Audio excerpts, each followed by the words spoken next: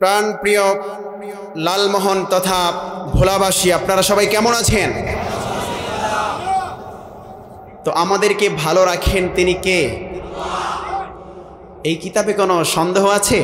এই কিতাব একমাত্র আল্লাহর কিতাব, এ অথেন্টিক কিতাব। এই কিতাবে কোনো ভুল নাই, এই কিতাবে ভুল নাই। সেটা আমি আপনি বললে হবে না। আমার আপনার রব, আসমান জমিনের মালিক মহান আল্লাহ সুবহানাহু ওয়া তাআলা, সেটা এই যে কোরআনুল কারীমের প্রথম এই পৃষ্ঠার ভিতরে আল্লাহ তাআলা জানিয়ে দিচ্ছেন, যালিকাল কিতাবু লা রাইবা ফীহি হুদাল লিল মুত্তাকিন। জোরে জোরে বলেন সুবহানাল্লাহ। আমার আপনার রব এই পৃথিবীতে অসংখ্য কিতাব পাঠিয়েছেন, অসংখ্য পয়গম্বর পাঠিয়েছেন, কিন্তু একটা কিতাব পাঠিয়েছেন, সেই কিতাব দুনিয়ার শুরু থেকে শেষ পর্যন্ত গ্রহণযোগ্য। ঠিক কিনা বলেন? একটা কিতাব, সেই কিতাবটা যদি কেউ অনুকরণ করে তাহলে সে জান্নাত পেয়ে যাবে। ঘোষণা কার? আল্লাহর ঘোষণা। অতএব সেই কিতাবটা আমরা পড়তে চাই না, সেই কিতাবটা আমরা ধরতে চাই না, সেই কিতাবের অনুযায়ী চলাফেরা করতে চাই না, এমন মুনাফিক মার্কা লোক আছে না নাই? ও মুসলমান ভাইয়েরা আমার, বন্ধুরা আমার, আজকে আমরা কোরআন তেলাওয়াত করি, কোরআন মানি, কোরআন জানি শুধুমাত্র কিছু সময়ের জন্য। বছরে মাস কয়টা? 12 মাসে 1 বছর। এর ভিতরে একটা মাস আছে রমজান মাস। কি মাস? আমরা মনে করি যে রমজান মাসটাই কোরআনের জন্য, আর বাকি 11 মাস কোরআন ধরার দরকার। হ্যাঁ, মসজিদের ইমাম সাহেব তেলাওয়াত করেন, কি সুন্দর শ্রুতি মধুর আকারে সূরা ফাতিহা তেলাওয়াত করেন। যারা পারেন আমার সাথে বলেন, আলহামদুলিল্লাহি রাব্বিল আলামিন আর রহমানির রহিম মালিকি ইয়াউমিদ্দিন ইয়্যাকা না'বুদু ওয়া ইয়্যাকা নাস্তাঈন ইহদিনাস সিরাতাল মুস্তাকিম صراط الذين أنعمت عليهم غير المغضوب عليهم ولا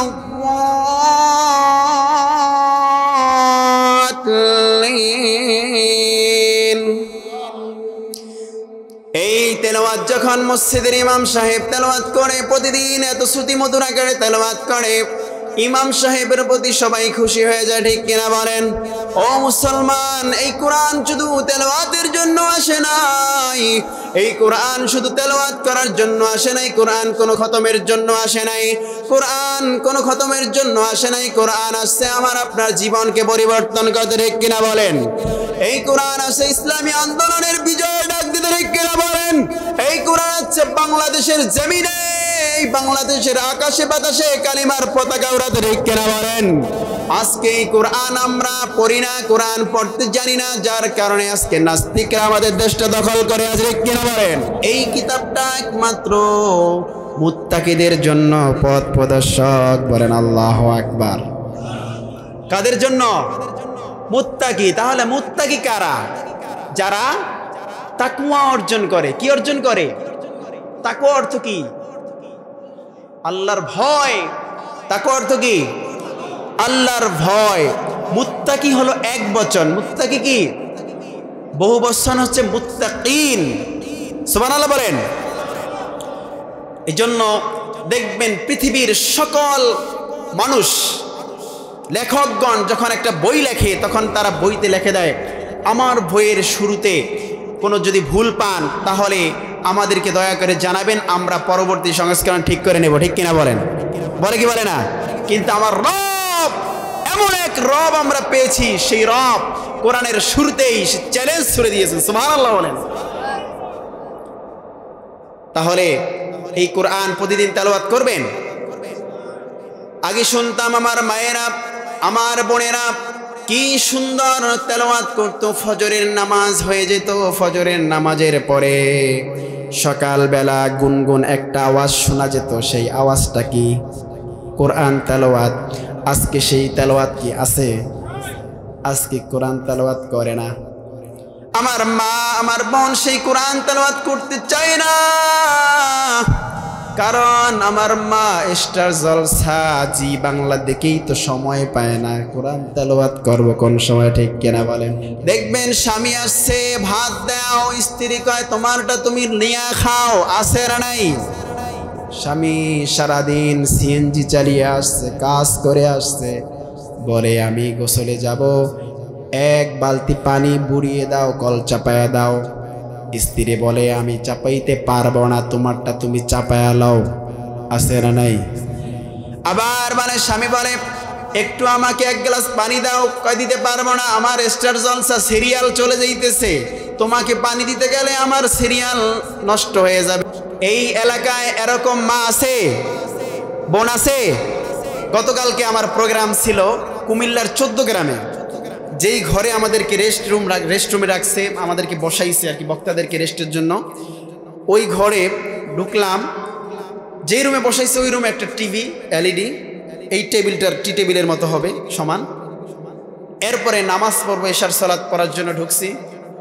তো যেখানে এশার সালাত পড়বো ওয়ার্ডরোবের উপরে দেখি বিশাল এক আকারের, এই আপনার কি বলে, এই ব্যানারের মতো বিশাল বিশাল একটা টিভি, এলইডি টিভি, বর্তমান ডিজিটাল। চিন্তা করলাম এই ঘরে কি আল্লাহর রহমতের ফেরেশতা আসে নাকি? আল হাশরের 18 নম্বর আয়াতে কারিমায় আল্লাহ তাআলা বলেন, ইয়া আইয়ুহাল্লাযীনা আমানু তাকুল্লাহা ওয়াল তানদুর নাফসুম মা কদ্দামাত লিগাদ ওয়াত্তাকুল্লাহা ইন্নাল্লাহা খাবীরুম বিমা তা'মালুন। জোরে জোরে বলেন সুবহানাল্লাহ। হে মুমিনগণ, তোমরা আল্লাহকে ভয় করো, আর প্রত্যেকের উচিত আগামী কালের জন্য সে কি পাঠিয়েছে তা চিন্তা করা। আর আল্লাহকে তোমরা ভয় করো, তোমরা যা করো সে বিষয়ে আল্লাহ তাআলা পরিপূর্ণভাবে খবর রাখেন, ঠিক কিনা বলেন? আমার মুসলমান ভাইয়েরা, আমার ভোলাবাসী ভাইয়েরা, আমার লালমোহনের মা বোনেরা, আমার কান খুলে শুনেন। আজকের আলোচনাটা আপনি যদি শুনে যেতে পারেন, আমার বিশ্বাস যদি আমল করতে পারেন, আল্লাহ তাআলা আপনাকে ক্ষমা প্রদর্শন করে দেবে। আমার মা, আমার বোন, আপনি পর্দার আড়ালে বসে কান পেতে শুনে রাখেন। আল্লাহ সুবহানাহু ওয়া তাআলা বলছেন, তোমাদের প্রত্যেকের উচিত আগামীকালের জন্য কি পাঠিয়েছো তা চিন্তা করা। ও মুসলমান ভাইয়েরা, আমার বন্ধুরা, আমার আগামীকাল বলতে কি বোঝানো হয়েছে? আল্লাহ সুবহানাহু ওয়া তাআলা আগামীকাল বলতে কিয়ামত দিবসের কথা বুঝিয়েছেন, আগামীকাল বলতে আখিরাত দিবসের কথা বুঝিয়েছেন, আগামীকাল বলতে কবর ঘরের কথা বুঝিয়েছেন। ও মুসলমান, তুমি দুনিয়াতে যা করবা তুমি সেই অনুযায়ী তোমার আমল নামাটা পেয়ে যাওয়া, ঠিক কিনা বলেন? তুমি সারা জীবন মনে করো গুনাহের কাজ করছো, সারা জীবন সুদ খাইছো, জিনা করছো, অন্যায় কাজ করছো, হারাম খাইছো, নামাজ পড়ো নাই, রোজা রাখো নাই, মানুষকে হকের পথে দাওয়াত দাও নাই, মানুষের সাথে উত্তম আচরণ করো নাই। বুঝতে হবে তোমার আমল নামাটা ডান হাতে আসবে না, বাম হাতে আসবে, ঠিক কিনা বলেন? আর পক্ষান্তরে ও মুসলমান, তুমি যদি জীবদ্দশায়, তোমার জীবদ্দশায় তুমি যদি নেক আমল করে থাকো, তুমি যদি ভালো কাজ করে থাকো, তুমি যদি 5 ওয়াক্ত নামাজ পড়ে থাকো, রোজা করে থাকো, যাকাত আদায় করে থাকো, হজ করে থাকো, এবং জিনা ব্যভিচারের মতো বড় বড় গুনাহ থেকে বেঁচে থাকো, তাহলে বোঝা যায় আল্লাহ তোমার আমল নামাটা ডান হাতে দিবেন। তাহলে ভালো কাজ করব না খারাপ কাজ করব, নামাজ ছাড়বো না নামাজ ধরবো। আজকে ফজরের নামাজ কে কে পড়ছেন হাত তোলেন তো। লিল্লাহি তাকবীর, হাত নামান, মাশাআল্লাহ। কোন বান্দা যদি গুনার কাজের নিয়ত করে, ওই বান্দার প্রতি আল্লাহ তাআলা জুলুম করেন না। গুনার কাজের নিয়ত করলে গুনাহ লেখেন না। গুনার কাজ যতক্ষণ না পর্যন্ত সম্পাদন না করে ততক্ষণ পর্যন্ত গুনাহ লেখা হয় না। পক্ষান্তরে আমার দয়ালু দাদা, যিনি প্রভু মহিয়ান গরিয়ান সর্বশক্তিমান প্রভু, তিনি বান্দার প্রতি দয়াশীল। দেখেন, বান্দা যদি কোনো ভালো কাজের নিয়ত করে, কি কাজের নিয়ত করে? ভালো কাজের নিয়ত করার সাথে সাথে বান্দার আমলনামায় ওই কাজের নেকিটা সাথে সাথে লিখে দেয়। চিন্তা করেন, খারাপ কাজ করে নাই, করা শেষ হবার পরে গুনাহ লেখা হয়। এরপরে ভালো কাজ করার আগে নিয়ত করছে শুধু যে আমি কাজটা করব, এরকম এরাদা ইচ্ছা করছে, সাথে সাথে তার আমলনামায় নেকি যোগ হয়ে যায়। সুবহানাল্লাহ বলে। তাহলে এই রব পে আমরা খুশি না বেজার? তাহলে ভাইয়েরা আমার, চিন্তা করতে হবে কিয়ামত দিবসের জন্য কি পাঠাবেন, এটা আপনাকে আজকেই ডিসিশন নিতে হবে। কারণ জীবনটা আপনার, কবরটা আপনার, হাসর মিজান হিসাবটা কার? আপনার নিজেরই। অতএব আপনার হিসাবের সময় ছেলে পাশে থাকবে না, মেয়ে পাশে থাকবে না, আপনার স্ত্রী পাশে থাকবে না, আপনার বাবা মা কেউ পাশে থাকবে না। যখন বিচার কার্য শুরু হবে তখন আপনার নেকির জন্য আপনি দৌড়াদৌড়ি করবেন, বাবার কাছে যাবেন, বাবার কাছে সন্তান যাবে, ও বাবা আমি আজকে একটা নেকির জন্য জাহান্নামে চলে যাইতে হবে। বাবা বলবে, বাবাকে সন্তান বলবে, বাবা তুমি আমাকে কত আদর করতে, কত ভালোবাসতে, কত মোহাব্বত করতে, আমি না খেলে তুমি খেতে না, তুমি নিজে না খেয়ে আমাকে খাওয়াইতা, বাবা আমারে একটা নেকি দাও। কিন্তু বাবা কি উত্তর দিবে জানেন নাকি? দুনিয়াতে তো আমার কোনো বিয়েই হয় নাই, দুনিয়াতে তো আমার কোনো সন্তানই ছিল না, সন্তান ছিল না। এইভাবে বাবা সন্তানকে তাড়িয়ে দেবে। এরপরে সন্তান যাবে মায়ের কাছে, মাকে বলবে, ও জনম দুঃখিনী মা, তুমি আমার মুখের মা ডাক শোনার জন্য 10 মাস 10 দিন আমাকে গর্ভে ধারণ করছো। মা আজকে একটা নেকির জন্য আমাকে জাহান্নামে চলে যেতে হবে। ওই মাকে আপনি বলবেন, মা তুমি আমার জন্য কত কষ্ট স্যাক্রিফাইস করছো, কত ত্যাগ স্বীকার করছো আমাকে দুনিয়ার আলো দেখানোর জন্য। তুমি যেই কষ্টটা পাইছো সেটা হলো তুমি যখন আমাকে জন্ম দিয়েছো, প্রসব বেদনায় কত কষ্ট পাইছো মা। তুমি আমাকে কত কষ্ট, তুমি কত কষ্টের মাধ্যমে আমাকে দুনিয়াতে এনেছ। ও মা তুমি না খেয়ে আমাকে খাইয়েছ। আমি যখন ছোট ছিলাম, কথা বলতে জানতাম না, হাঁটতে জানতাম না, তখন আমি যখন ডান পাশে প্রস্রাব করে দিতাম তুমি আমাকে বাম পাশে শোয়াতা। বাম পাশে যখন আমি প্রস্রাব করে দিতাম তখন তুমি আমাকে বুকে জড়ায় রাখতাম। মা আমাকে একটা নেকি দাও। ওই মা কি বলবে জানেন নাকি? মা বলবে, দুনিয়াতে আমার কোনো সন্তান ছিল না, আমার তো বিয়েই হয় নাই। আল্লাহু আকবার। চিন্তা করতে পারেন? ও আমার ভাইরা, ও আমার পর্দারালের মা বোনেরা, কান খুলে শোনো। আজকে যারাই আপনার আপন, এটা সাময়িক সময়ের জন্য দুনিয়াতে আল্লাহ তাআলা বন্ধন করে দিয়েছে, কিন্তু বিচার কার্য যখন শুরু হবে কেউ কাউকে চিনবে না। আম্মা জান আয়েশা রাদিয়াল্লাহু তাআলা আনহা তার বিভিন্ন সময় তিনি রাসূলের কাছে বিভিন্ন কথা জিজ্ঞেস করতেন।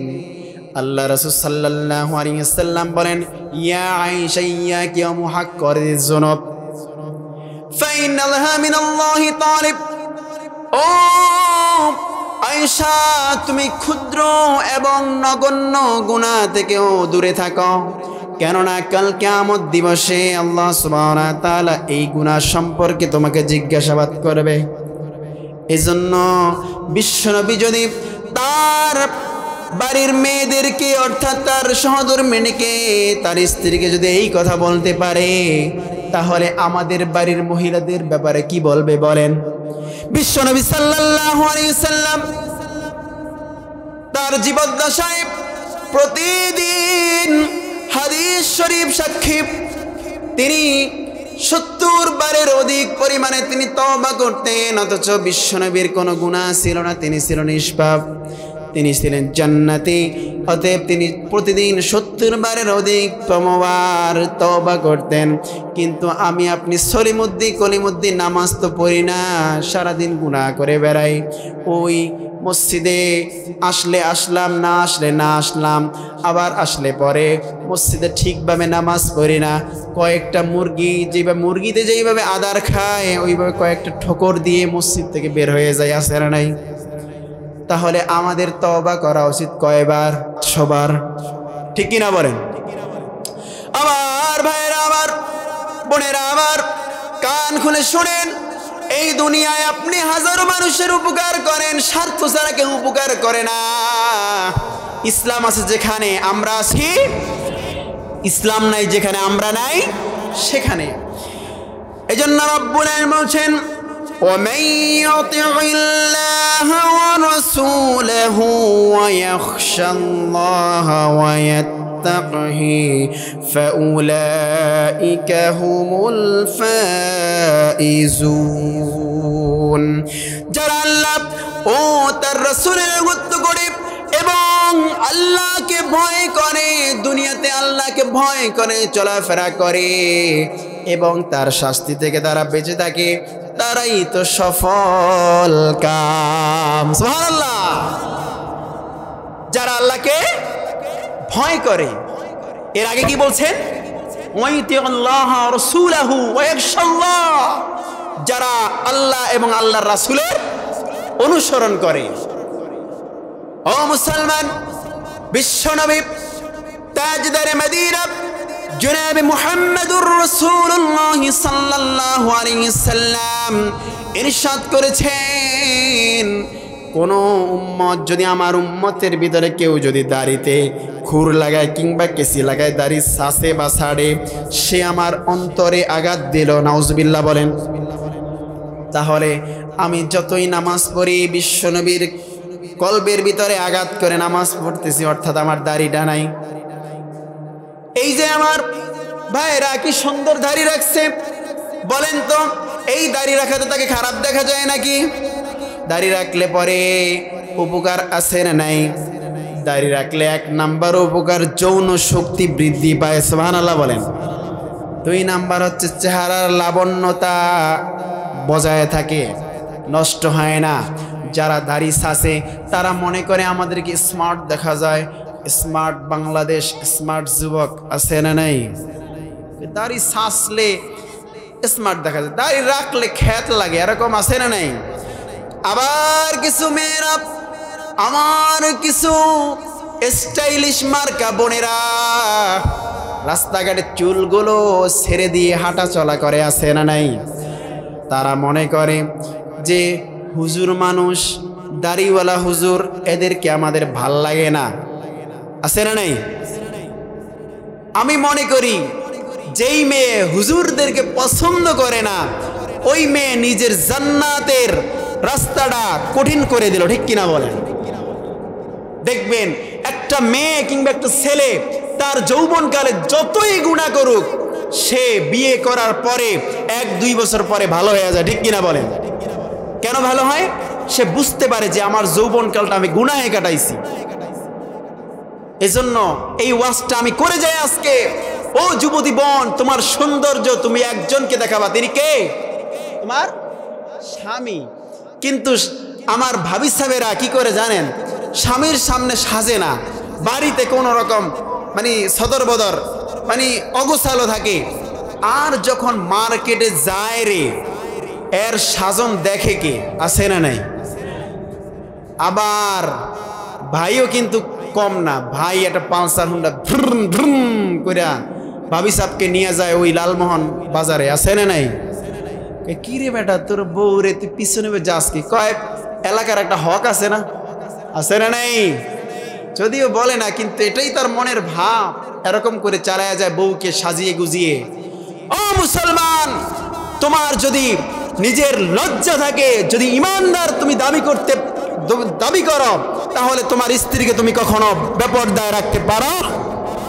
যে বলে আমি মুসলমান, সে নিজের স্ত্রীকে বেপরদায় রাখতে পারে না। মনে রাখবেন, আপনার স্ত্রী বেপরদায় চললে আপনাকে জাহান্নামে যেতে হবে। এক ছিল একটা আম গাছ খালের পান্নায়, এখানে খাল ছিলেননি আপনারা? খালের পান্নায় আম গাছ ছিল। আমি প্রায় সময় মাহফিলে এটা উদাহরণটা দেই। আম গাছে আম চুরি করতে উঠছে বাপ ছেলে জুয়ান ছেলেকে উঠাইছে আম গাছে। এখন বাবা হচ্ছে মুরব্বী, সে আমের বস্তা নিয়ে নিচে পেতে আছে, ধরে আছে, আম ছেলে দ্বীপে নিজে বস্তায় ভরবে। ভাগ্যক্রমে বস্তা হলো ছিঁড়া। বস্তা কি? ছিঁড়া। এখন ওই আম যতই ভরুক, খালের পান্নার গাছ, এখন আম ওই ফুকা দিয়ে কোথায় যাবে? খালে যাবে। ঠিক তেমনি তুমি যতই তাবলীগ করো, যতই নামাজ পড়ো, যতই রোজা করো, যতই হজ করো, যতই যাকাত দাও, তোমার স্ত্রীরাকে তুমি বেপরদায় রাখতেছ। তুমি এদিকে ন্যাক আমল করতেছো, ইবাদত করে তোমার পকেট ভরতেছো, ন্যাক আমলের তোমার বস্তা ভরতেছ, কিন্তু তোমার স্ত্রী ওই বেপরদায় থেকে বেনামাজিগিরি করে স্টার জলসা জি বাংলা দেখে ওই আমওয়ালার আমের মতো ঠিক তোমার সব ন্যাক আমলগুলা খালে ফেলাইতেছে। ঠিক কিনা বলেন? কথা বুঝছেন? সোজা কথা কয় সোজা আঙ্গুলে ঘি না, সোজা আঙ্গুলে ঘি না উঠলে সোজা আঙ্গুলে ঘি ওঠে না, তার বাঁকা করতে হয় নাকি? তা স্ত্রীকে আবার মার দিবেন না। স্ত্রীকে মার দেয় কারা? যারা কাপুরুষ। তারা কি? এখন বেজার হবে অনেকে, কোন ভালো পুরুষ স্ত্রীকে মারতে পারে? কারণ আল্লাহ রাসূল সাল্লাল্লাহু আলাইহি ওয়াসাল্লাম বলছেন স্ত্রীকে মারা যাবে না, মেয়েদেরকে মারা যাবে না, এটা বলছেন। নারীদেরকে প্রহার করা যাবে না। নারীদেরকে আল্লাহ তাআলা নরম করে তৈরি করছেন। সুবহানাল্লাহ বলেন। তাদের মন দিল নরম করে তৈরি করছেন। দেখবেন অল্পতেই মেয়ে লোকেরা কেঁদে দেয়, আছে না নেই? অল্পতেই কান্না করে দেয়। তো এই জন্য মেয়েদের গায়ে হাত তোলা যাবে যদি তরকারিতে একদিন লবণ কম হয় রে, এই দিন ডাক শুনবে, তরকারিতে লবণ কম হয়েছে কে রে, কিভাবে রান্না করো, হুঁশ থাকে কই? এরকম পুরুষ আছে না নেই? আপনার স্ত্রী, আপনারই তো স্ত্রী, অন্য কারো তো না। সে একটু ভুল করছে, ভুলগুলা নিজেদের ভিতরে সংশোধন করে নিতে হয়। ঠিক কিনা বলেন? চিল্লা ফাল্লা 4 গ্রাম একখানে কইরা তাহলে তার বলার কিছু আছে? স্ত্রীকে আপনি সমাজের চোখে ছোট করলেন। ঠিক কিনা বলেন? এজন্য স্ত্রী ভুল হইলে রাতের বেলা ঘরের ভিতরে একা একা বুঝাবেন, স্ত্রীকে নিজের মতো করে বুঝাবেন। দেখবেন ওই স্ত্রী সারা জীবন আপনার পায়ে তেল ঢুলে দিবে। ঠিক কিনা বলেন? আর যদি স্ত্রীর কাছে ঘরে ঢুইকেই রাগ মারেন, ধমক মারেন, ওই স্ত্রী কি আপনার কথা শুনবে? শুনবে না। এজন্য সবাইকে রাগের মাধ্যমে কন্ট্রোলে আনা যায় না, আপনার ভালোবাসার মাধ্যমে, মহাব্বতের মাধ্যমে কন্ট্রোলে আনা যায়। ঠিক কিনা বলেন? আবার আমার কিছু কিছু মায়েরা আছে, দেখবেন এমন অহংকারী, স্বামী একটু দুর্বল হলে, স্বামীর একটু ইনকাম কম হলে কি বলে জানেন? আমি দেখে তোমার সংসারটা করতে আসি, অন্য কোনো মহিলা হলে তোমার সংসার করতো না। ঠিক কিনা বলে? আসেনি? ও সকিনার বাপ, মনে রাখো, তোমার সংসারটা আমি দেখে মাইয়া করিয়া গেলাম, অন্য বাড়ির মাইয়ার হলে এই সংসার সাইডে কবে যাইতো গা। ঠিক কিনা বলেন? আমার মা এরকম বলবেন না। বিশ্বনবী সাল্লাল্লাহু আলাইহি ওয়াসাল্লাম হাদিস শরীফে বলেছেন, তিনি যখন মেরাজে গেলেন সব চাইতে বেশি কাদেরকে জাহান্নামে দেখছেন বলেন তো? নারীদেরকে জাহান্নামে দেখছেন। এবার বিশ্বনবী জিব্রাইল আমিনকে জিজ্ঞেস করলেন, হে ভাই জিব্রাইল, বিশ্বনবী জিজ্ঞেস করলেন, জিব্রাইল, এই নারীরা কেন জাহান্নামে? বিশ্বনবী সাল্লাল্লাহু আলাইহি ওয়াসাল্লাম কে জবাব দিলেন? জিব্রাইল বললেন, ইয়া রাসূলুল্লাহ, এই নারীরা দুনিয়াতে থাকা অবস্থায় স্বামীর কথা শুনতো না, স্বামীর অবাধ্য হতো, স্বামীকে লানত করতো, স্বামীর গীবাত করতো। ঠিক কিনা বলেন? আমার মা, আমার বোন, আপনার স্বামী আপনার জন্য সর্বশেষ ঠিকানা দুনিয়াতে। আপনার স্বামীর আপনি বিপদে পড়লে আপনার স্বামী ছাড়া আপনার বিপদে কেউ এগিয়ে আসবে না। আপনার ভাই বলেন, বোন বলেন, তারা সর্বোচ্চ সাময়িক কিছু সহযোগিতা করবে, কিন্তু আপনার মৃত্যু পর্যন্ত, আপনার শেষ বিন্দু পর্যন্ত একজন তিনি আপনার পাশে থাকবেন। তিনি কে? স্বামী। এজন্য স্বামীকে কখনো তুচ্ছ জ্ঞান করা যাবে না, স্বামীকে অবজ্ঞা করা যাবে না। দুইজন নারী এক জায়গায় হলে দেখবেন ফুসুর ফুসুর কথাবার্তা শুরু হয়ে যায়, ঠিক কিনা বলেন? একজন আরেকজন স্বামীর বিরুদ্ধে বলা শুরু করে, ভাবি গো ভাবি, আমার স্বামী আমাকে এই ড্রেস দিছে, আপনার স্বামী আপনাকে কি দিছে? আমার স্বামী আমাকে স্বর্ণের চেন বানায় দিছে, আপনার স্বামী আপনারা কি দিছে? বলে কি বলে না? অথচ একজনের স্বামীর কথা বলে আরেকজনকে নিরুৎসাহিত করে স্বামীর প্রতি, আছে না নাই? মা, নিজের স্বামীকে কখনো অন্য কোনো নারীর সাথে ছোট করবেন, করা যাবে না।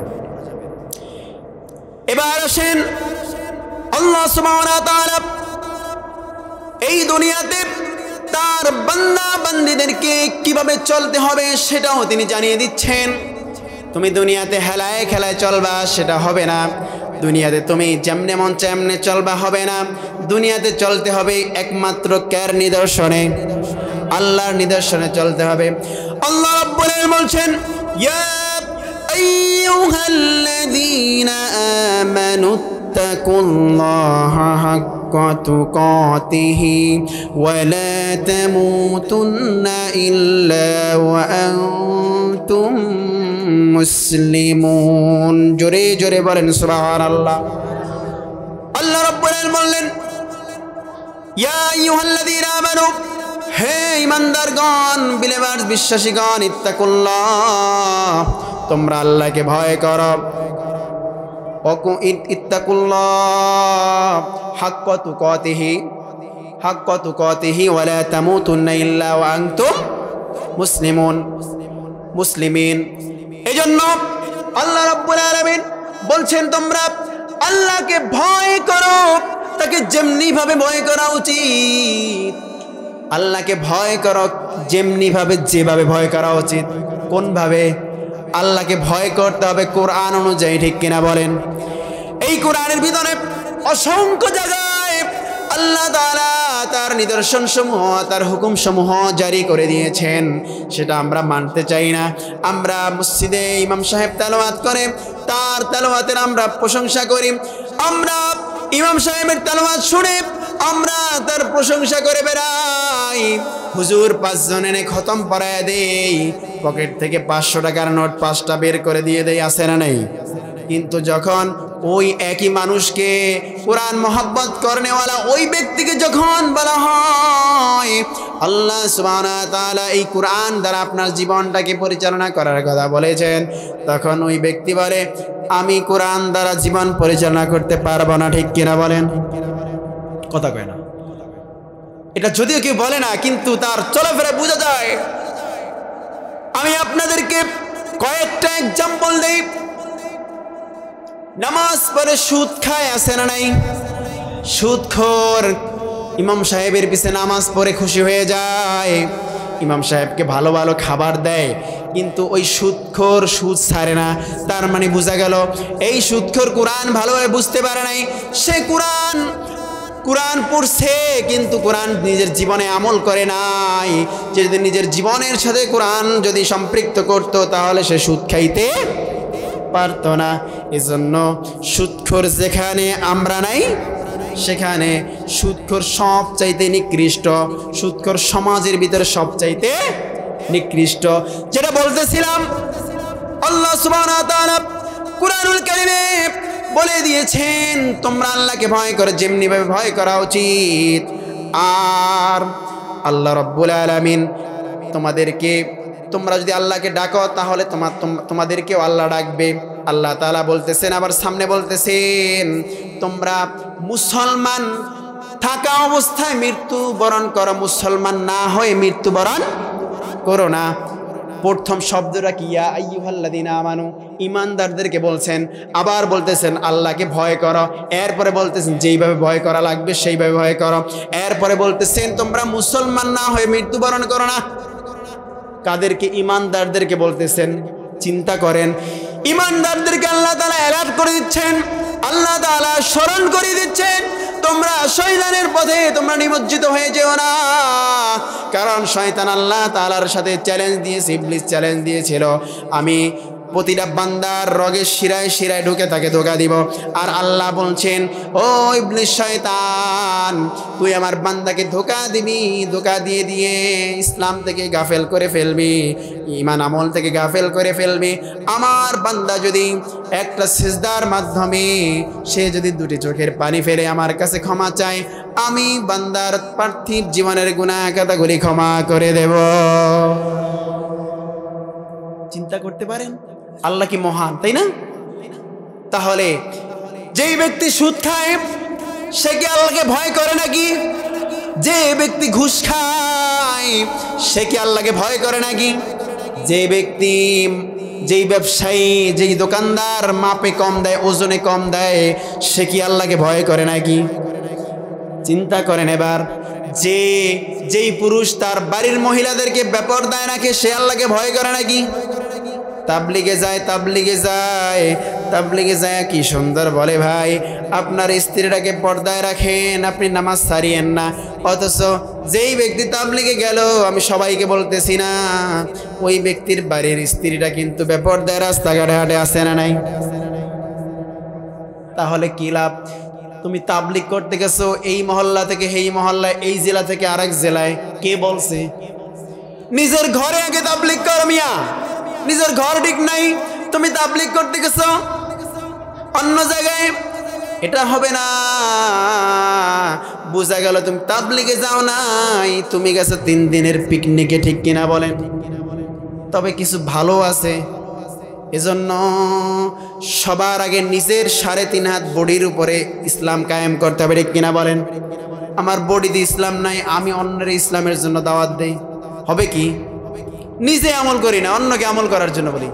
বিশ্বনবী সাল্লাল্লাহু আলাইহি সাল্লাম বলেছেন, যেই ব্যক্তি অন্যকে ওয়াজ করে, অন্যকে দাওয়াত দেয়, কিন্তু সে আমল করে না, কিয়ামত দিবসে, হাসরের দিবসে তার জিহ্বাটা আগুনের কেচি দ্বারা কাটবেন, তিনি কে?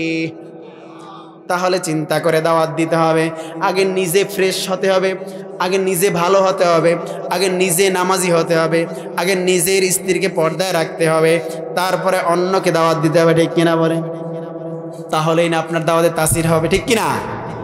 এজন্য খাঁটি মুসলমান হয়ে দুনিয়া থেকে বিদায় নিতে হবে। আমরা মাঝে মাঝে দেখতে পাই কিছু আলেম খারাপ খারাপ ভণ্ডদের দরবারে যায়া ইসলামের পরিপন্থী কথা বলে, দাড়ি সাইসা ফালায়, আছে না নাই? আটরশি দরবার আছে না নাই? আটরশির পীর সাহেব, সাথে দাড়ি নাই, সে বলে পীর সাহেব। চিন্তা করতে পারেন, পীর সাহেবের কি দাড়ি থাকে না? হ্যাঁ, আপনাদের পীর সাহেবের দাড়ি আছে? তাকেই না বলা হয় পীর সাহেব। যার নাই দাড়ি হাতে বলে পীর সাহেব, বিশ্বাস করা যায়? এই হচ্ছে অবস্থা, বাংলাদেশের অবস্থা এই হচ্ছে অবস্থা। এই জন্য আল্লাহ সুবহানাহু ওয়া তাআলা আমাকে আপনাকে জানিয়ে দিচ্ছেন, তোমরা কখনো খারাপ জায়গায় বিচরণ করবে না, খারাপদের সাথে চলাফেরা করবে না, তোমরা বন্ধুত্ব করবে ভালো মানুষের সাথে। ইয়া আইয়ুহাল্লাযীনা আমানু ইত্তাকুল্লাহা ওয়া কুনু মা'আস সাদিকিন। ও ঈমানদারেরা, তোমরা আল্লাহকে ভয় করো এবং সৎ লোকদের সাথে তোমরা বন্ধুত্ব করো, চলাফেরা করো, ঠিক কিনা বলেন? আল্লাহ রাব্বুল আলামিন 5 নম্বর সূরা মাইদার 2 নম্বর আয়াতে কারিমায় বলতেছেন, ওয়া তাআওয়ানু আলাল বিররি ওয়াত তাকওয়া ওয়া লা তাআওয়ানু আলাল ইসমি ওয়াল উদওয়ান ওয়াত্তাকুল্লাহা ইন্নাল্লাহা শাদীদুল ইকাব। জোরে জোরে বলেন আল্লাহু আকবার। আমার ভোলাবাসী ভাইয়েরা, আমার কান খুলে শুনেন, আল্লাহ তাআলা এখানে একটা মেসেজ দিচ্ছেন। যারা হক, যারা বাতিল, তাদের ব্যাপারে মেসেজটা শুনে যান। আল্লাহ রাব্বুল আলামিন বলছেন, যে সব কাজ পূর্ণ অভয়মূলক, সেসব কাজে তোমরা একে অপরকে সাহায্য করো। আর যেসব কাজ ওয়ালা তাআওয়ানু আলাল বিররি ওয়ালা তাআওয়ানু আলাল ইসমি ওয়াল উদওয়ান, আর যেসব কাজ গুনাহ এবং সীমালঙ্ঘনের, তোমরা একে অপরকে সেই কাজে এক বিন্দু পরিমাণ সাহায্য করো না। ওয়াত্তাকুল্লাহ, তোমরা আল্লাহকে ভয় করতে থাকো। ইন্নাল্লাহা শাদীদুল ইকাব, নিশ্চয়ই আল্লাহর শাস্তি দানে অত্যন্ত কঠোর। ঠিক কিনা বলেন? আমরা ভালো কাজে সাহায্য করিনি, কম করি, কিন্তু খারাপ কাজে সাহায্য বেশি করি। এই এলাকায় গান বাজনা কনসার্ট, গানের কনসার্ট হয় কি হয় না? যখন গানের কনসার্ট হয় তখন আমরা কি করি? ভাই আপনারে ধরা হইছে 500 টাকা, 1000 টাকা, দেন কি দেন না? এ ভাইয়েরা আমার, আপনি গানের কনসার্টে যদি টাকা দেন, ওই টাকার জন্য আপনার জন্য জাহান্নাম অবধারিত হয়ে যাবে। আর যদি আপনি ভালো কাজে টাকা দেন, তাহলে ওই টাকার জন্য জান্নাত আপনার জন্য তৈরি হয়ে যাবে। ঠিক কিনা বলেন? এই জন্য সৎ কাজ করতে রাজি আছেন নাকি? আছেন? সৎ কাজ করবেন ইনশাআল্লাহ। বিশ্বনবী সাল্লাল্লাহু আলাইহি সাল্লাম বলেছেন, তুমি যেটা পছন্দ করো, নিজের জন্য যেটা পছন্দ করো, অপরের জন্য সেটাই পছন্দ করো। এই হাদিসটা আমি পালন করি। আমি যখন আগে বাসে চলতাম, গাড়িতে চলতাম, পুরান নোটটা সবার আগে খুঁজে দিতাম, ভিক্ষুকের পুরান সিরাবিরা নোট দেওয়ার চেষ্টা করতাম। কিন্তু এই হাদিসটা পড়ার পরে আমি আমল করা শুরু করলাম। আমি যখন ড্রাইভারকে ভাড়া দেই, যদিও প্রথমে পুরান নোটটা ভুলে হাতে উঠে আসে, কিন্তু পুরান নোটটা আমি রেখে দিয়ে তাকে নতুন নোটটা ধরাইয়া দিই। সুবহানাল্লাহ বলেন। আপনি যদি ভিক্ষুককে নতুন একটা 10 টাকার নোট দেন, 5 টাকার নোট দেন, দেখবেন ভিক্ষুকটা খুশি হয়ে যাবে। ঠিক কিনা বলেন? পুরান নোট দিলে কিন্তু অত খুশি হবে না। ঠিক কিনা? এজন্য নিজের জন্য যেটা পছন্দ করবেন, অন্যের জন্য সেটা পছন্দ করবেন, এটা বলেছেন মুহাম্মদ।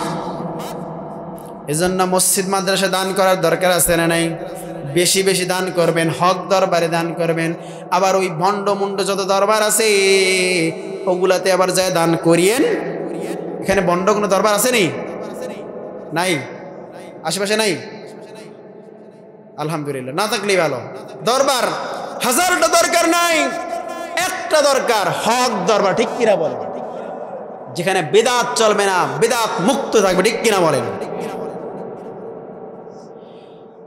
এরপরে আল্লাহ রাব্বুল আলামিন বলতেছেন, তোমরা যদি হকের পথে থাকো তাহলে তোমরা জান্নাত পর্যন্ত পৌঁছে যেতে পারবা। আর যদি তোমরা হকের পথে না থাকো তাহলে তোমরা গোমরা হয়ে যাবা। ঠিক কিনা বলেন? আমি একটা হাদিস তেলাওয়াত করছি, হাদিস পাঠ করছি। আল্লাহ রাসূল সাল্লাল্লাহু আলাইহি সাল্লাম বলেন, মান রাদিয়া বিল্লাহি রাব্বা, আল্লাহকে রব হিসেবে গ্রহণ করতে হবে, আল্লাহকে রব মানতে হবে। অবিল ইসলামী দীনা, ইসলামকে দিন হিসেবে গ্রহণ করতে হবে। অবি মুহাম্মাদুর রাসূলুল্লাহ সাল্লাল্লাহু আলাইহি সাল্লাম, আল্লাহর নবীকে আপনার আদর্শ হিসেবে গ্রহণ করতে হবে। ঠিক কিনা বলেন? আল্লাহকে রব মানতে হবে, রব চাই জিন্দেগি গ্রহণ করতে হবে। মন চাই জিন্দেগি চলবে না। মন চাই চায়ের দোকানে একটু আড্ডা মারি। ঠিক কিনা বলেন? চায়ের দোকানে গীবাত কমিটির সভাপতি আছে না নাই? আসেনি? গীবাত কমিটির সেক্রেটারি আছে না নাই? দেখবেন এখনো আপনি যান, এখন আপনি গোয়েন্দাগিরি করতে পারেন, এখন যান, যাই দেখেন গীবাত কমিটির সেক্রেটারি আমার বিষয়ে আলোচনা করতেছে, যে হুজুরে আমার কথা কইতেছে। বিশেষ নলে যান, দেখবেন দোকানে ফজরের নামাজ নাই, কিন্তু ভোরবেলা টয়লেটে যায় একটা কারিগর আবুল বিড়ি ধরায়া আছে না নাই? এরপর ওই সিগারেট খাইতে খাইতে বের হয়, চায়ের দোকানে যায়, যায়া এই মজনু একটা চা দে, একটা চা দেয়, চা টানে বামাত দিয়া, সিগারেট টানে ডানাত দিয়া, আছে না নাই? সিগারেট খায় আর চা চুমুক দেয় আর বলে, এ কালকে হুজুরে কি ওয়াজ করছে কদি, হুজুরে আমার বিরুদ্ধে কথা কইছে। বিভিন্ন আলাপচারী আছে না নাই? এই জন্য মন চাই জিন্দগিতে চলবে না। চায়ের দোকানে আড্ডা দেওয়া যাবে না। এখন চায়ের দোকানদার বেজার হয়ে যাবে, হুজুরে আমগো বিরুদ্ধে ওয়াজ করতেছে। আমগো আপনাদের বিরুদ্ধে ওয়াজ করি না, চা খাইতে মন চাইলে চা খাবেন, তবে দুধ চা খাবেন না। দুধ চা খাইলে আপনার গ্যাস্ট্রিক হয়ে যাবে। একটা সাজেশন দিয়ে গেলাম, প্রেসক্রিপশন ফ্রিতে দিয়ে দিলাম, আলহামদুলিল্লাহ বলেন।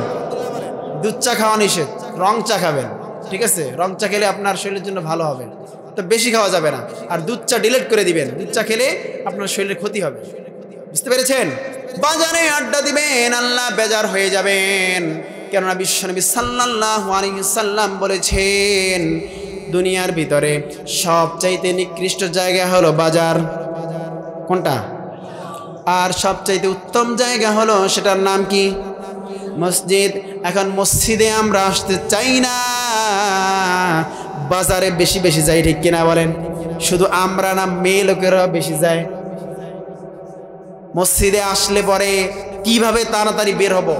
হুজুরে যদি একবার রুকু সিজদা কোনো রকম দেরি করে রে, আছে না নাই? হুজুরের নামাজ যেটুকু হবে আপনাদের কারণে তা হয় না, কাশাকাশি শুরু করে। মনে রাখবেন মুসলমান ভাইয়েরা আমার, নামাজের ভিতরে কাশি দিলে কিন্তু আপনার নামাজ বাতিল হয়ে যাবে, ঠিক কিনা বলেন? ইচ্ছাকৃতভাবে যদি কাশি দেন, হুজুরকে কাউন্টার দেন, হুজুর শেষ বৈঠকে আছে, তাহিয়াতু লিল্লাহি ওয়াস সালাওয়াতু পড়তেছে, আর আপনার তাহিয়াতু লিল্লাহি ওয়াস সালাওয়াতু কি পড়ে নিজেই জানেন, ঠিক কিনা বলেন?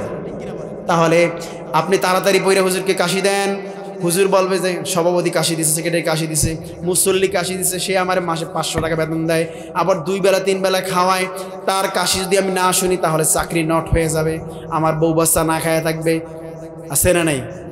হুজুরও তাড়াতাড়ি আসসালামু আলাইকুম, আসসালামু আলাইকুম, আছে না নাই? তো এই হুজুর আমরা কন্ট্রোল করার কারণে আজকে হুজুররাও ঠিকভাবে নামাজ পড়াইতে পারে না। ইমামর তো কি নেতা, আর আজকে ইমাম কি নেতা নেই, ইমাম হয়েছে সেতা, কর্মী, আর মুসল্লিরা সব নেতা। ওই যে উপহার দেয়, একটা বাটি কিংবা একটা গিফট উপহার দেয়, উপহার যাকে দেয় একজন, সে কয়জন? একজন, কিন্তু এই যে 5 জন মিলে আমাকে উপহার দিতে, মানে উপহার দিতেছে, মনে হয় যেন আমি উপহার তাদেরকে দিতেছি, ঠিক কিনা বলুন? মানে যারা উপহার, মানে ছবিতে এরকম মাঝে মাঝে আমরা দেখি, যারা উপহার দেয় মনে হয় যেন ওই ভিক্ষুক তাদেরকে উপহার দিতেছে, ঠিক কিনা বলেন? এই জন্য ইমাম সাহেবকে কাউন্টার দেওয়া যাবে না, ঠিক কিনা বলেন? দেওয়া যাবে? ইমাম সাহেবকে কাউন্টার দিলে আপনার নামাজ আগেও গেছে, পিছেও গেছে। এই জন্য আমাকে আপনাকে আল্লাহর হুকুম আহকাম সঠিকভাবে মানতে হবে, রব চাই জিন্দেগি অর্জন করতে হবে, ঠিক কিনা বলেন? আল্লাহ বলেন নামাজ ছেড়ো না, নামাজ ছাড়া যাবে। আল্লাহ বলেন সুদ খেও না, সুদ খাওয়া যাবে না। 2 নম্বর হলো অবিল ইসলামী দিরা, ইসলামকে একমাত্র দিন হিসেবে গ্রহণ করতে হবে। ইসলামকে দিন হিসেবে গ্রহণ করতে হবে ঘোষণা কার? কেননা আল্লাহ রাব্বুল আলামিন এই দিনের কে, ইসলামকে আল্লাহ তাআলা একমাত্র দিন হিসেবে ঘোষণা দিয়েছেন। আল্লাহ রাব্বুল আলামিন বলেন ইন্নাদ-দীনা ইনদাল্লাহিল ইসলাম, একমাত্র গ্রহণযোগ্য ধর্ম আমার নিকট কোনটা? ইসলাম। এজন্য ইসলাম আছে যেখানে আমরা আছি, ইসলাম নাই যেখানে আমরা নাই সেখানে। এই জন্য আমাদেরকে ইসলাম অনুযায়ী চলতে হবে। ইসলামের গায়ে আঘাত হানে এমন কোনো কাজ করা যাবে না। ইসলামের বিরোধী শক্তি যারা, তাদেরকে শক্ত হাতে জবাব দিতে হবে। মুসলমান, তোমরা বীরের জাতি, তোমরা বিড়ালের জাতি না, ঠিক কেনা বলেন? বীরের মতো থাকতে হবে। যারা মুসলমান তারা হলো ওমর রাদিয়াল্লাহু তাআলা আনহুর মতো সৈনিক হতে হবে, ঠিক কেনা বলেন?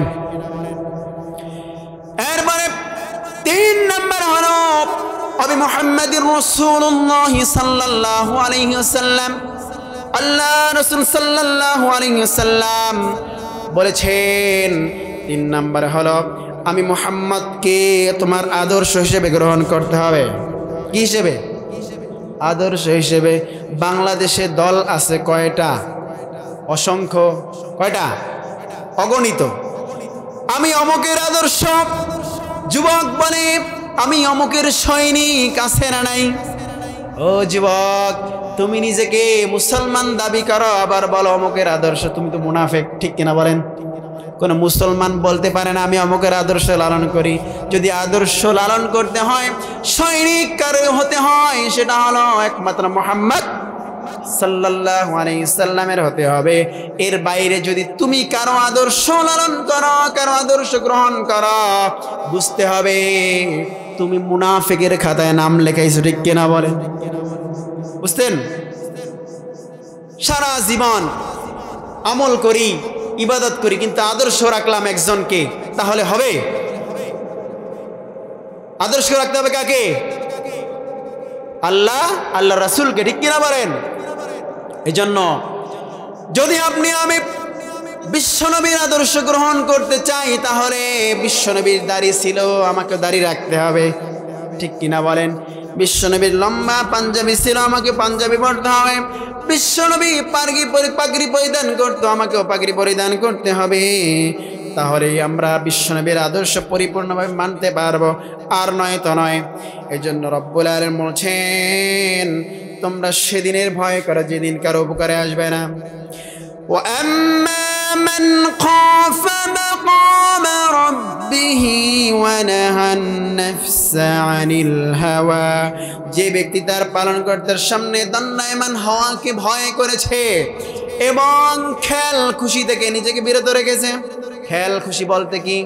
খেয়াল খুশি মন যেটা চায় সেটাই করে। মন চায় মার্কেটে যাব, মন চায় একটু জেনা করব, মন চায় একটু হারাম খাবো, মন চায় একটু চুরি ডাকাতি করব, মন চায় একটু অন্যকে ঠকাইব, মন চায় অন্যের প্রতি জুলুম করব। ও আমার ভাইরা, মন চাইলেই হবে না। মন চাইলে যদি ওটা করে ফেলেন, তাহলে ধরা খেতে হবে কার কাছে? এরপরে আল্লাহ রাব্বুল আলামিন বলছেন, যারা নিজের খেয়াল খুশি মতো চলে না, আল্লাহর খেয়াল খুশি মতো নিজেকে বাস্তবায়ন করে, তাদের জন্য রয়েছে ফাইনাল জান্নাতা হিয়াল মাওয়া, তারাই তো সফলকাম, তারাই তো জান্নাতবাসী। সুবহানাল্লাহ। এজন্য আমরা আল্লাহর পথে চলতে রাজি আছি? আছি তো? আল্লাহর পথে চলে কত আলেম ওলামা জেলে ঢুকতেছে, ঠিক কিনা বলেন? ঢোকে না? জেলে ঢোকে। আজকে আমি আলোচনার পূর্বে একটা খবর পাইলাম যে আমাদের বাংলাদেশের প্রখ্যাত একজন আলেমে দ্বীন, প্রখ্যাত একজন দায়ী, জিহাদি কণ্ঠে যিনি সবসময় তাফসীর করেন, আল্লামা মাহমুদুল হাসান গুনবি, তিনি আজকে কারাগার থেকে মুক্ত হয়েছেন। বলেন আলহামদুলিল্লাহ। আলেমদের এই ধারাবাহিকতা, এই মুক্তির ধারাবাহিকতা অব্যাহত থাক, সবাই বলেন আমিন। আমরা চাই আলেমরা দোষ করে, আলেমরা নির্দোষ আমি মনে করি, কারণ আলেম ওলামা হচ্ছে আল্লাহর ওয়ারিস। কার ওয়ারিস? আল্লাহর নবীর ওয়ারিস। আমরা চাই আল্লামা মামুনুল হক যেন এই জেল থেকে বেরিয়ে যায়, ঠিক কিনা? ঠিক কিনা বলেন? আমরা চাই আল্লামা মামুনুল হক শীঘ্রই সরকার তাকে ছেড়ে দিবে, ঠিক কিনা বলেন? কারণ সরকার ইদানিং অনেক সদয় হইতেছে, আমরা দেখতেছি, ঠিক কিনা? এজন্য আমরা যারা আলেমরা ভিতরে আছে, আমরা চাই সরকার যেন সবাইকে বের করে দেয়, সবাই বলেন আমিন। এজন্য আমরা তাদের জন্য দোয়া করব, আল্লাহ তাআলা যেন আবার যেন তাদেরকে মাঠে ময়দানে দীপ্ত কণ্ঠে কোরআনে আওয়াজ তোলার তৌফিক দান করেন, সবাই বলেন আমিন। এজন্য আলেম ওলামা যেখানে আমরা আছি সেখানে, আলেম ওলামা যেখানে নাই আমরা সেখানে থাকবো না। আজকের এই মাহফিল আল্লাহর দরবারে কবুল হবে যদি আপনারা এই আওয়াজটা, এই ওয়াজটা, আজকের এই তাফসীর মাহফিল, এর ভিতরে যত বয়ান হয়েছে, কোরআন থেকে হাদিস থেকে যত আলোচনা হয়েছে, এগুলো যদি আমল করতে পারেন, তাহলেই আজকের মাহফিল কামিয়াব, ঠিক কিনা বলেন? আর যদি সারা রাতের ওয়াজ শোনার পরে, এখন মুনাজাত দেওয়ার পরে যদি আপনি চলে যান, যদি চলে গিয়ে বাসায় যায় ঘুম দেন একটা শটান করে, মুয়াজ্জিন সাহেব আজান দেয় আসসালাতু খায়রুম মিনান নাওম, ঘুম থেকে নামাজ উত্তম, কিন্তু আপনি নামাজে আসলেন না, তাহলে আপনি ওয়াজ শুনছেন ফাও, ঠিক কিনা বলেন? নামাজ পড়বেন তো? দেখবেন কাজে নেয় কাদেরকে? কাজ করে না, ব্রিক ফিল, তারপরে আপনার কি বলে গার্মেন্টসের শ্রমিক লাগে, ওই শ্রমিক কাদেরকে নেয় বেশি? তা কাদেরকে টানে? মালিকরা যুবকদেরকে। কাদেরকে? যুবকদেরকে। কেন? এই যুবকদের গায়ে আছে শক্তি, এই যুবকদের অন্তরে আছে, মনে আছে উদ্যম, সাহস, তাদের ইচ্ছা শক্তি অনেক বেশি, যেটা মুরব্বীদের নেই। এই জন্য মুরব্বীদেরকে অনেক কাজে নিতে চায় না, কারণ তাদের এখন তো বয়স হয়ে গেছে, কারণ কয়দিন পরে তারা আল্লাহ বিল্লাহ করতে করতে কবরে চলে যাবে। এখন তারা বয়স হয়েছে, এখন তারা কাজ করতে পারবে। এই জন্য যুবকদের মূল্য সবাই বেশি দেয়। ঠিক তেমনি আল্লাহ সুবহানাহু ওয়া তাআলা বলতেছেন, আমি যুবকদের যৌবনকালের ইবাদতটাকে আমি বেশি ভালোবাসি, পছন্দ করি। ঠিক কিনা বলেন? তাহলে আপনি সারা জীবন যৌবনকালটা কাটিয়ে দিলেন অন্যায় পথে, খারাপ পথে, গুনাহের পথে, তাহলে এই বৃদ্ধ বয়সে আইসা দাঁড়িয়ে রাখছেন, এমন আছে না নাই? সারা জীবন নামাজ কালাম নাই, এখন একটু বুড়া হয়েছে, এখন মেয়ে বিয়া দিছে, ছেলে বিয়া করাইছে, নাতি নাতি হয়েছে, এখন বলে এখন একটু নামাজ ধরতে হয়। এখন ধরলে কাজ হবে নি? সারা জীবন টার্নিং পয়েন্ট, যেই মূল পয়েন্ট নেই, মূল বয়সটা, সেটা আপনি হেলায় খেলায় কাটিয়ে দিয়েছেন, সেই সময়টা আপনি কাজে লাগান নাই। আর এখন মুরব্বী হইয়া দাড়ি পাইকা গায়ে নাই বল, একবার উজু করলে 3 বার উজু জায়গা আছে না নেই? তাহলে এই কাজ আমাদেরকে করা যাবে? আমাদেরকে যৌবনকালে ইবাদত করতে হবে। ঠিক কিনা বলেন? আপনারা যৌবনকালে ভুল করছেন, যুবকদের, এখন যুবক যারা আছে তাদেরকে ভুল করতে দিবেন? যেইভাবে হোক যুবকদেরকে মসজিদে আনতে হবে। ঠিক কিনা? এরপরে দেখবেন মসজিদের ভিতরে বাচ্চারা যখন আসে, তখন এক শ্রেণীর মুরব্বীরা বাচ্চাদেরকে ধমক দেয়, এই মসজিদে আসছো কেন, আসে না নাই? আচ্ছা, বাচ্চারা মসজিদে আসলে সমস্যা কি? বাচ্চারা মসজিদে আসলে আপনি ধমক দিবেন না, বাচ্চাদেরকে মসজিদে আসলে চকলেট দিবেন, তাদেরকে 5 টাকা 10 টাকা করে দিবেন, উৎসাহ দিবেন। কারণ বিশ্বনবী সাল্লাল্লাহু আলাইহি সাল্লাম বলেছেন, তোমরা বাচ্চাদেরকে মসজিদে আসার ব্যাপারে তোমরা উৎসাহ দাও। কেননা তোমরা যখন নামাজ পড়ো, যখন তোমাদের পিছনে বাচ্চাদের কিচিরমিচির আওয়াজ শুনতে না পাও, তাহলে ভবিষ্যতের জন্য তোমরা নামাজি খুঁজে পাওয়ার ব্যাপারে চিন্তিত থাকবে। ঠিক কিনা বলেন?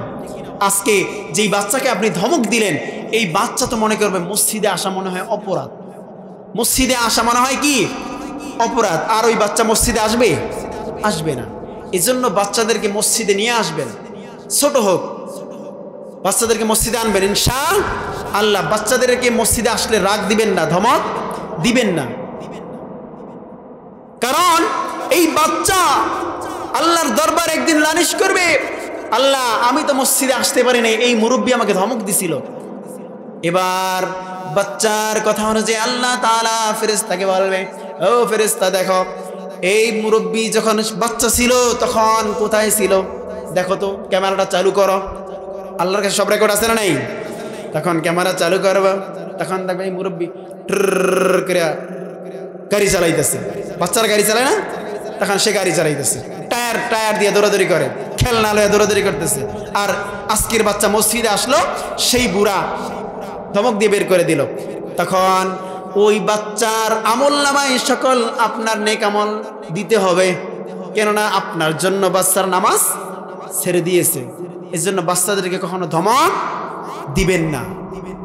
আজকে যারা যুবক নামাজ পড়ে না, তাদেরকেও আপনারা দাওয়াত দিবেন ইনশাআল্লাহ।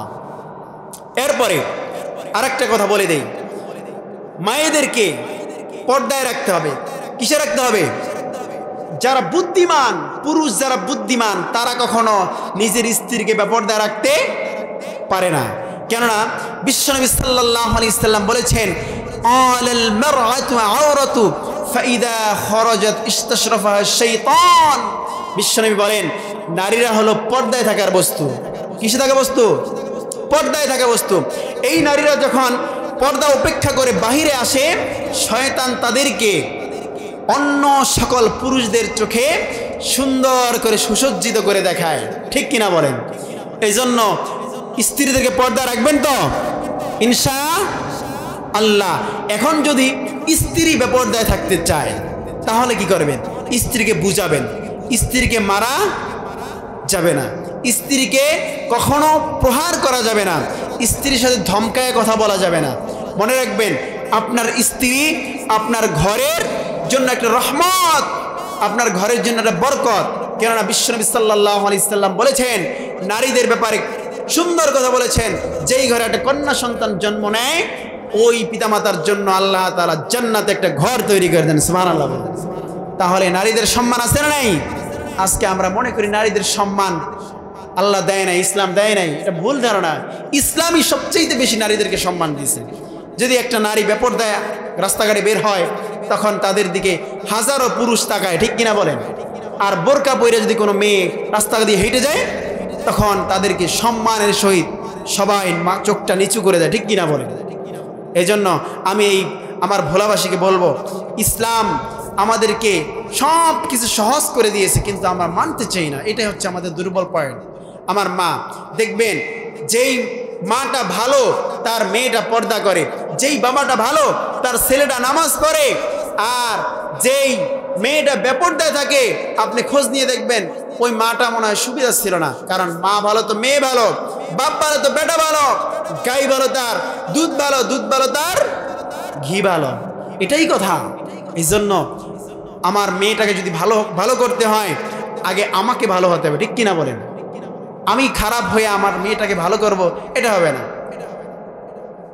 আরেকটা কথা, অনেকে আসে আমাদের কাছে বলে, হুজুর আমার মেয়েটার জন্য একটা ভালো পাত্র দরকার, বিয়ে দেব, ভালো পাত্র পাচ্ছি না।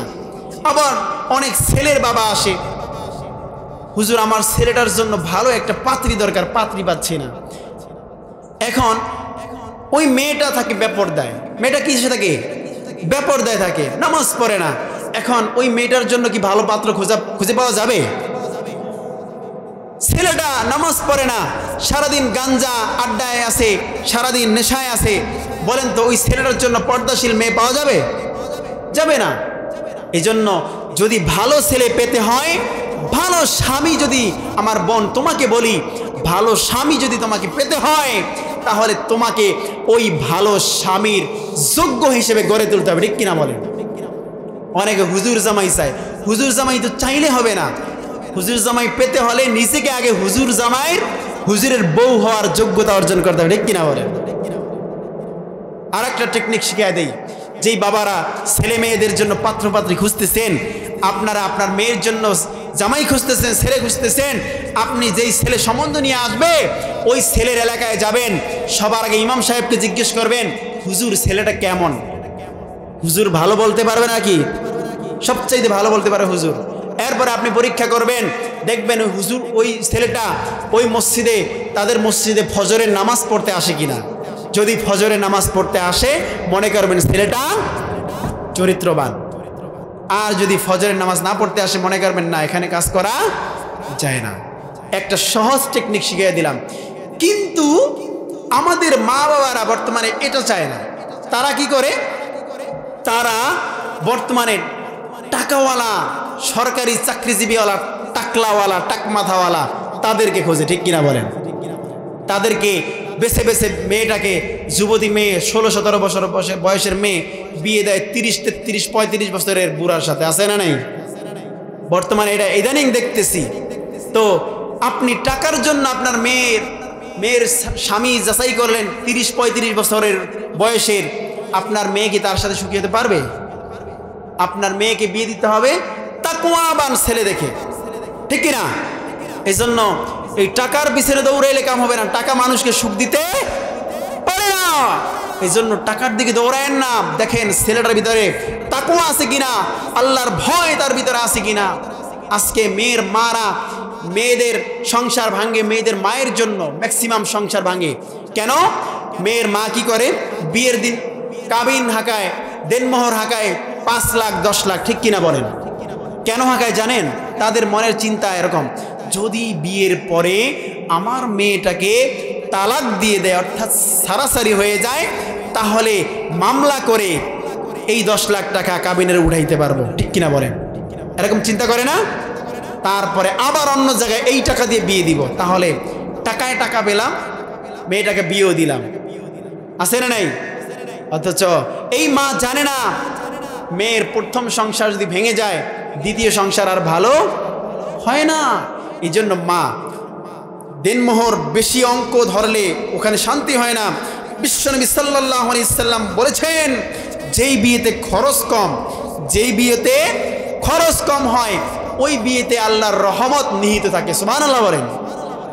এই জন্য আমার মা, আপনি এই সব চিন্তা করবেন না।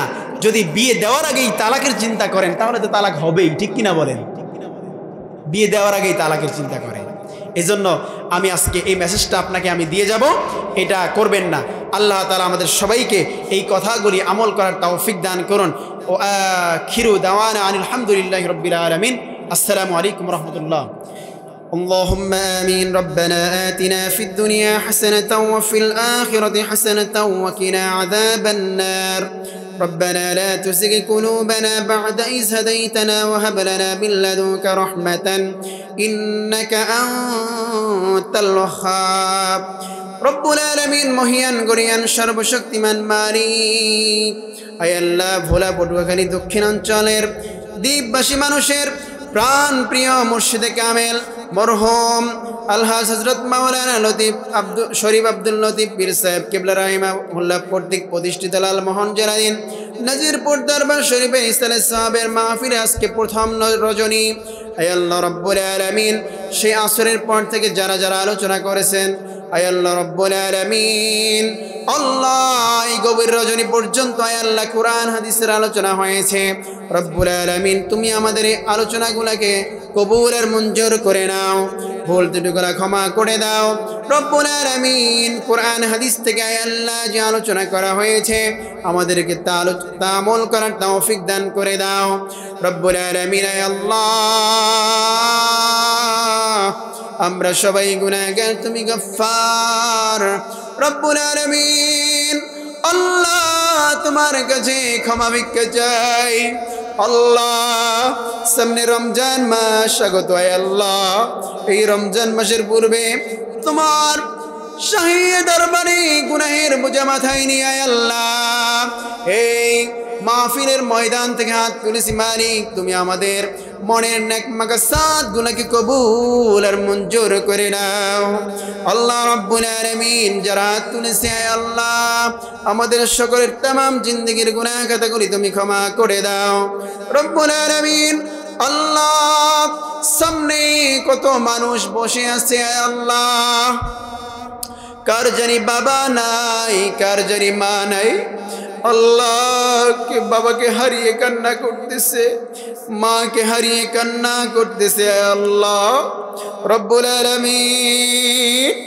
আল্লাহ, বটবৃক্ষের ন্যায় যেই বাবা ছিলেন আল্লাহ, ওই বাবা দুনিয়া থেকে বিদায় নিয়ে চলে গেছেন অনেকের।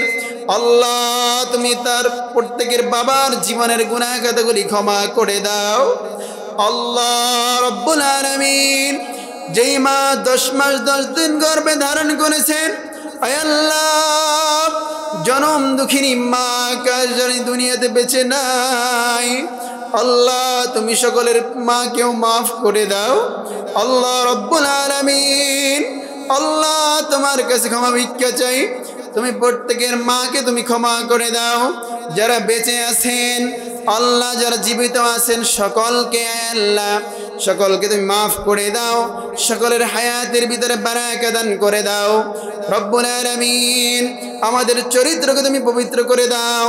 রব্বুল আলামিন, আল্লাহ রব্বুল আলামিন, বাংলাদেশের একজন প্রখ্যাত আলেম দ্বীন, আন্তর্জাতিক খ্যাতি সম্পন্ন মুফাসসির কোরআন আল্লামা লুৎফুর রহমান সাহেব আল্লাহ রব্বুল আলামিন ইন্তেকাল করে কবরবাসী হয়ে গেছে। রব্বুল আলামিন, আল্লাহ দীর্ঘ 50টি বছর কোরআন থেকে দাওয়াত দিয়েছে আল্লাহ, কোরআন হাদিসের বয়ান করেছে আল্লাহ দুনিয়াতে আয় আল্লাহ শেষ দিন আয় আল্লাহ পর্যন্ত সে আয় আল্লাহ দিনের পথে ছিল। আয় আল্লাহ অসুস্থ হয়ে তোমার ডাকে সাড়া দিয়ে দুনিয়া থেকে চলে গেছে। আল্লাহ, তোমার বান্দা মাওলানা লুৎফুর রহমান সাহেবকে আয় আল্লাহ তুমি মাফ করে দাও। আল্লাহ, তার খিদমত গুলাকে তুমি কবুল করে দাও। আল্লাহ, তার পরিবারকে ধৈর্য ধারণ করার তৌফিক দান করে দাও। আয় আল্লাহ, কিছুদিন আগে একই সাথে আলোচনা করার সুযোগ হয়েছিল আল্লাহ খুব ভালো ব্যবহার, সুন্দর আচরণ। আয় আল্লাহ রব্বুল আলামিন এই বয়সেও কি সুন্দর কোরআনের কথা বলতো। আল্লাহ আল্লামা দেলওয়ার হোসেন সাইদিকে তুমি মাফ করে দাও। আল্লাহ রব্বুল আলামিন আল্লামা লুৎফর রহমান সাহেবের কবরকে তুমি জান্নাতের বাগান বানায়া দাও। আল্লাহ রব্বুল আলামিন কোরআনের পাখিদের কবর খুঁড়াকে আয় আল্লাহ জান্নাত দ্বারা তুমি প্রতিষ্ঠিত করে দাও। রব্বে কারীম তাদের পথে আমাদেরকে চলার তৌফিক দান করে দাও। আল্লাহ রব্বুল আলামিন আল্লাহ আমাদেরকে কোরআনের ময়দানে কবুল করে নাও। আয় আল্লাহ এই দ্বীপবাসীর রাহবার আয় আল্লাহ শরীফ আব্দুল লতিফ পীর সাহেব কেবলা রাহিমাহুল্লাহকে তুমি মাফ করে দাও। আল্লাহ তার জীবনের আয় আল্লাহ কাজগুলাকে তুমি কবুল করে নাও। তিনি আয় আল্লাহ দিনের জন্য যতটুকু পরিশ্রম করেছেন, আয় আল্লাহ ভোলা লালমোহনবাসীদের জন্য আয় আল্লাহ যতটুকু কষ্ট ক্লেশ করেছেন তার শ্রমগুলাকে তুমি কবুল করে নাও। আয় আল্লাহ রব্বুল আলামিন এই বাগান তিনি গড়ে গিয়েছেন, আজকে তিনি নাই, তার অসংখ্য ভক্তবৃন্দ এখানে আছে। আয় আল্লাহ তাদের দোয়াগুলা তার রুহের মাগফিরাত পৌঁছায় দাও।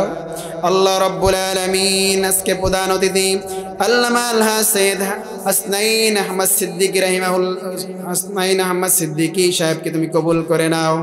আল্লাহ রব্বুল আলামিন আজকে মাহফিলের সভাপতি আলহাজ হযরত মাওলানা মুহাম্মদ লুৎফুর রহমান সাহেবকে তুমি কবুল করে নাও। আয় আল্লাহ আগামীকালকে আলোচনা করবেন আলহাজ শেখ মুহাদ্দিস মোহাম্মদ মাহমুদুল হাসান সাহেব। আয় আল্লাহ অসংখ্য আলেমের উস্তাদ, আয় আল্লাহ তাকে সুস্থতার সাথে আয় আল্লাহ মাহফিলে আসার তৌফিক দান করে দাও।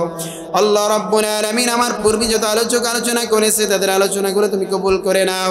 আয় আল্লাহ যিনি আজকে মাহফিলের আয় আল্লাহ ইন্তেজামিয়া কমিটির আয় আল্লাহ প্রধান, আয় আল্লাহ মহাপরিচালক নাজিরপুর দরবার শরীফ লতিফিয়া সিদ্দিক ইসলামিক কমপ্লেক্সের আয় আল্লাহ মহাপরিচালক মোহাম্মদ ফজলুল কবির আল আজাদ শাহিন সাহেবকে তুমি মাফ করে দাও। শুনেছি তিনি অসুস্থ, আয় আল্লাহ এই বৃদ্ধ বয়সে অনেক কষ্ট করতেছে, এত কাজ নিয়ে থাকতেছে, আয় আল্লাহ তার জন্য কাজগুলো সহজ করে দাও। তার সন্তান আয় আল্লাহ মঞ্চে ওঠার পূর্বে আমার সাথে সাক্ষাৎ করেছে, আয় আল্লাহ তার সন্তানকে তুমি আয় আল্লাহ যোগ্য হিসেবে কবুল করে নাও। এই দরবারের দায়িত্বভার তাদেরকে গ্রহণ করার তৌফিক দান করে দাও। আল্লাহ রব্বুল আলামিন ফজলুল কবির আল আজাদ সাহেবের আয় আল্লাহ কন্যাদেরকে তুমি মাফ করে দাও, তার সহধর্মিনীকে তুমি মাফ করে দাও। আয় আল্লাহ তার পরিবারকে তুমি তোমার রহম দ্বারা ভরপুর করে দাও। আল্লাহ রব্বুল আলামিন আল্লাহ রব্বুল আলামিন কত মানুষের মৃত্যু হয়ে যায়, কখন জানি আমাদের মৃত্যু চলে আসে। আল্লাহ মৃত্যুর সময় আমাদেরকে আল্লাহ রব্বুল আলামিন ঈমানের সাথে মৃত্যুটা দিও। রব্বুল আলামিন আমাদেরকে আয় আল্লাহ যদি হায়াত থেকে থাকে তাহলে বাকিটা জিন্দেগি ঈমানের সাথে চলার তৌফিক দান করে দাও। আল্লাহুম্মা হাসিবনি হিসাবান ইয়াসীরা, اللهم اجرني من النار، اللهم إنك عفو تحب العفو فاعف عني، رب ارحمهما كما ربياني صغيرا، رب ارحمهما كما ربياني صغيرا। রব্বুল আলামিন পর্দার আড়াল থেকে কত মা কত যুবতী বোন হাত তুলেছে, আয় আল্লাহ সকলের হাতকে তুমি কবুল করে নাও। আমার মায়েদেরকে খাস পর্দায় থাকার তৌফিক দান করে দাও। আমার যুবতী বোনদেরকে আয় আল্লাহ সুন্নাত অনুসারে বোরকা পরার তৌফিক দান করে দাও। আয় আল্লাহ আমার যুবতী বোনদেরকে আয় আল্লাহ খাস পর্দাশীল হওয়ার তৌফিক দান করে দাও। আল্লাহ তোর এলাকার যুবক ভাইদেরকে মসজিদমুখী করে দাও। আল্লাহ তোর এলাকার যুবক ভাইদেরকে খারাপ আড্ডা থেকে, নেশা থেকে, মদ জুয়া গাঞ্জা থেকে, এই সকল অন ইসলামিক কার্যকলাপ থেকে আয় আল্লাহ তাদেরকে হেফাজত করো। আল্লাহুম্মা ইন্নী আউযু বিকা মিনান নার, রব্বিরহামহুমা কামা রব্বায়ানি সগীরা, اللهم إني أسألك الهدى والتقى والعفاف والغنى سبحان ربك رب العزة عما يصفون وسلام على المرسلين والحمد لله رب العالمين